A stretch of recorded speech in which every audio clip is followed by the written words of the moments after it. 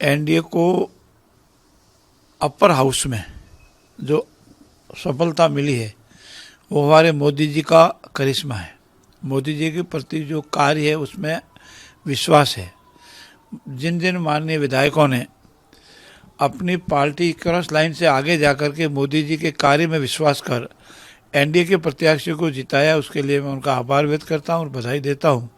और साथ ही साथ हमारे केंद्रीय नेतृत्व और मोदी जी को भी बधाई देता हूं कि उनके रणनीति के तहत जो हमकी अपेक्षा थी उससे भी 3 सीटें हमको 2 या 3 सीटें हमको अधिक मिली है, उसके लिए सभी को बहुत बहुत बधाई। एलपीजी संकट के बीच जगह से जहां युद्ध चल रहा है वहां से भारत पहुंचा है, इसे किस तरीके की कूटनीति आप समझेंगे भारतीय अर्थव्यवस्था के हिसाब से और जो संकट की स्थिति है उसके बीच? अभी पश्चिमी एशिया में भयंकर संकट है और उसका प्रभाव पूरे विश्व पर है।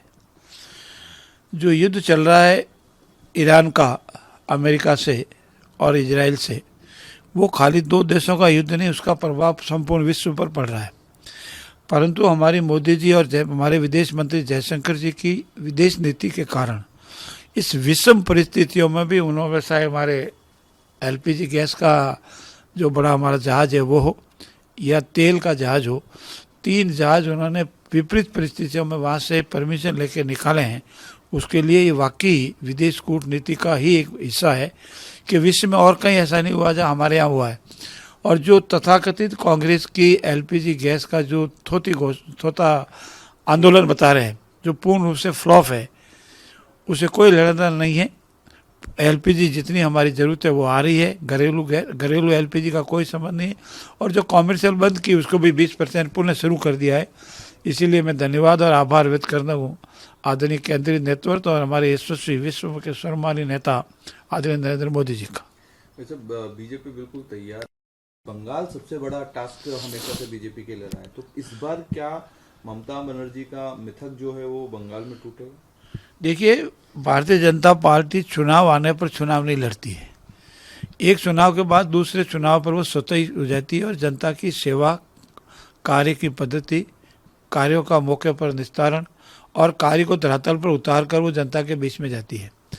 बंगाल में जिस तरह का वातावरण ममता जी ने फैलाया है लंबे समय से, जिस तरह का प्रशासन को, वोटर्स को डरा के धमका करके आतंकवाद से वशीभूत कर रखा है, उसका मिथक टूटेगा।